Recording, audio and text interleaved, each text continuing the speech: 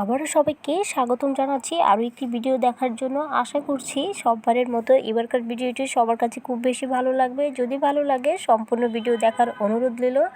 আমরা সবাই কাঁচা আলু দিয়ে ফ্রেঞ্চ ফ্রাই খেয়েছি, আজকে আমি সিদ্ধ আলু দিয়ে ফ্রেঞ্চ ফ্রাই বানাবো। তো কীভাবে বানাচ্ছি সেটাই আপনাদেরকে দেখাচ্ছি। তো সর্বপ্রথমে এখানে আমি একটি বড় সাইজের আলু নিয়েছি, আলুটা আগে থেকে সিদ্ধ করে রেখেছিলাম। এখন একটি ঘেটার দিয়ে আলুটাকে এইভাবে ম্যাশ করে নিতে হবে। তো এভাবেই সম্পূর্ণ আলু আমি ম্যাশ করে নিচ্ছি। আলুটা কিন্তু অবশ্যই ম্যাশ করে নিতে হবে।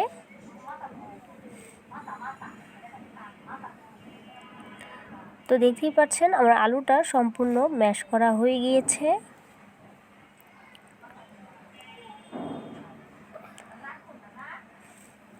এখন এখানে কি কি দিচ্ছি সেটাই দেখাচ্ছি। এখানে সর্বপ্রথম দিয়েছি আমি 2 টেবিল চামচ কর্নফ্লাওয়ার, তারপরে দিয়ে দিচ্ছি 3 টেবিল চামচ ময়দা, 2 টেবিল চামচ ময়দা, 3 টেবিল চামচ কর্নফ্লাওয়ার আর দিয়েছি 2 টেবিল চামচ ময়দা। আর এখানে হাফ বাটির মতো দিয়েছি ধনেপাতা কুচি, তারপরে দিয়ে দিচ্ছি 2টি কাঁচামরিচ। কাঁচামরিচটা একেবারে বিচি ফেলে আমি তারপরে একদম ছোট ছোট করে কেটে নিয়েছি। তারপরে এগুলোকে খুব ভালো করে মিশিয়ে নিতে হবে।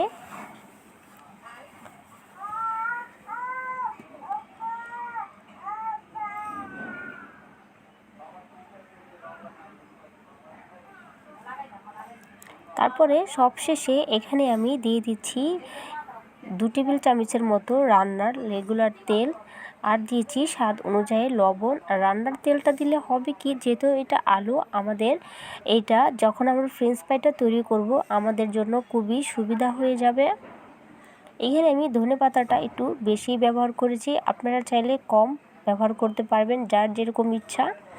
এখন যে কাজটি করতে হবে, এখানে আমি একটি মোটা পলিথিন নিয়েছি, অবশ্যই যেন পলিটা মোটা হয়। তারপরে সম্পূর্ণ আলুর পুর আমি এই পলিতে দিয়ে দিচ্ছি। পলির ভিতরে কোনো তেল লাগানোর কোনো প্রয়োজন নেই।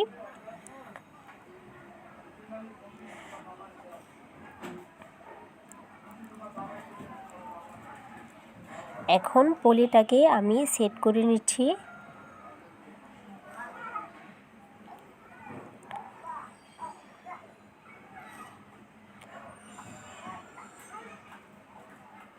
তো দেখতেই পাচ্ছেন আমার পলিটা কিন্তু সেট হয়ে গিয়েছে। এখন আমরা এগুলো যখন তেলে ভাজবো তখনই কিন্তু পলির মুখটা আমি কেটে নিব।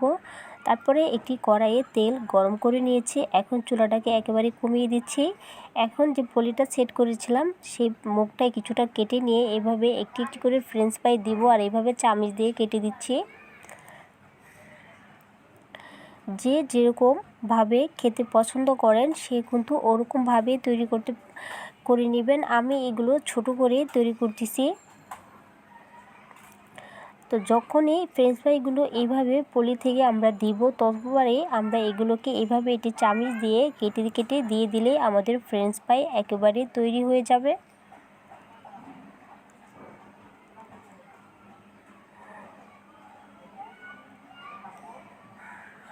এখন চুলাটাকে কিছুটা পরিমাণে বাড়িয়ে দিয়ে এগুলোকে আমি খুবই যখনই এগুলো একটি কালার চলে আসবে, অর্থাৎ বাদামি কালার চলে আসবে, তখনই এগুলোকে উঠিয়ে নিব।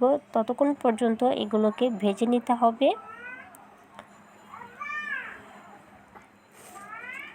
তো এগুলো আমার ভাজা হয়ে গিয়েছে, কালারটা একেবারে চেঞ্জ হয়ে গিয়েছে। এখন একটি ছাঁকনিতে নিয়ে নিচ্ছি, পর্যাপ্ত পরিমাণে যে তেল থাকবে এটা ঝরে যাবে।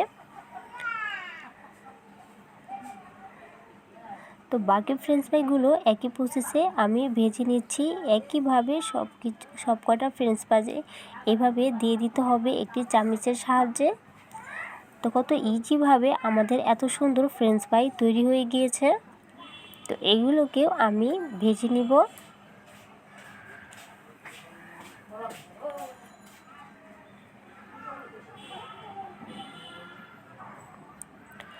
যখনই একটি সাইড হয়ে যাবে এভাবে এক এক করে সবগুলোকে উল্টিয়ে দিচ্ছি।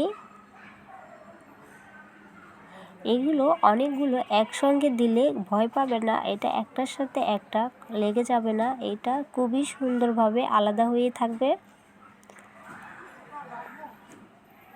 তো এগুলো আমার ভাজা হয়ে গিয়েছে, এগুলোকে উঠিয়ে নিচ্ছি।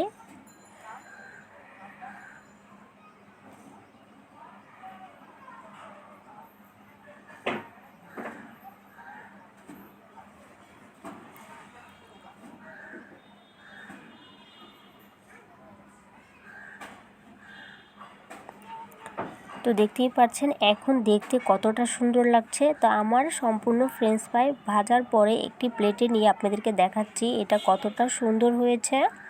এটা অনেকটাই কিস্তি হয়েছে, উপরটা অনেক কিস্তি ছিল, ভিতরটাও অনেক সুন্দর ছিল। এটি ভেঙে দেখাচ্ছি, খেতে দুর্দান্ত মজার ছিল। তো যদি আজকের ভিডিওটি আপনাদের কাছে ভালো লাগে তাহলে প্লিজ আমার চ্যানেলটাকে সাবস্ক্রাইব করে আমার পাশেই থাকবেন, বেল বাটনটা ক্লিক করে রাখবেন আমার পরবর্তী নোটিফিকেশন সবার আগে পাওয়ার জন্য। তা আপনারা অবশ্যই একদিন সিদ্ধ আলু দিয়ে ফ্রেঞ্চ ফ্রাই তৈরি করে খাবেন। আজকের ভিডিওটি এই পর্যন্ত। আল্লাহ হাফেজ।